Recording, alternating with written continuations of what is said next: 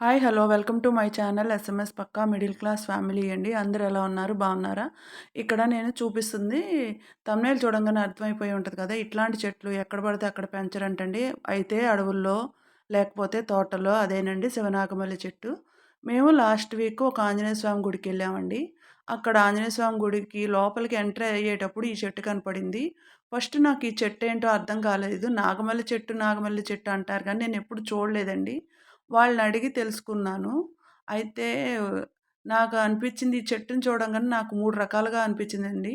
కిందేమో పాముల్లాగా ఎల్లడతం, పైనేమో ఆకులేమో మామిడాకుల్లాగా ఉండటం, ఆ పువ్వొచ్చేటప్పుడు మొగ్గలు ఇలా చూడంగానే ఉసిరికాయల్లాగా అనిపిస్తుందండి. వీళ్ళు ఈ చెట్టుకి ఎంత క్లీన్‌గా, నీట్‌గా చాలా బాగా మెయింటైన్ చేస్తున్నారండి. అందుకని ఇది వేసిన 10 సంవత్సరాల తర్వాత రోజుకి ఒకటో, రెండో, మూడో పూస్తాయంటండి. అసలు మామూలుగా అయితే ఈ పువ్వులు పూసేది ఎక్కువ ఆగస్టు, సెప్టెంబర్ నెలలో అయితే బాగా పూస్తాయంటండి. కానీ ఈ చెట్టు మాత్రం ఈ గుడిలో చెట్టు మాత్రం రోజుకి 1, 2, 3 పూస్తూనే ఉంటాయంటండి. వాళ్ళు శివుడికి అభిషేకం చేసుకుంటారంట.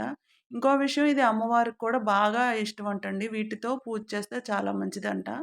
అలాగే నాకు నచ్చిన విషయం ఏంటంటే అండి ఈ చెట్టుని ఎవరు పడితే ఆళ్ళు పట్టుకోకూడదని. కొంతమంది చెట్లు ఎలా పడితే అలా పట్టుకోవటం, కొంచెం ఆగం చేయటం అలా ఉంటది కదా! ఇక్కడ అదేం లేదండి. అదిగోండి ఇక్కడున్న ఆంజనేయ స్వామి కూడా చాలా డిఫరెంట్‌గా అనిపించింది. ఇదిగోండి శివనాగమల్లి చెట్టు పువ్వు.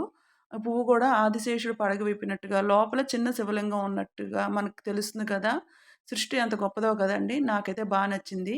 అలాగే ఇక్కడ చూపిస్తుంది కూడా ఆ గుడి వాళ్ళేనండి. నచ్చితే లైక్ చేయండి, షేర్ చేయండి, సబ్స్క్రైబ్ చేసుకోవడం మర్చిపోకండి. బాయ్.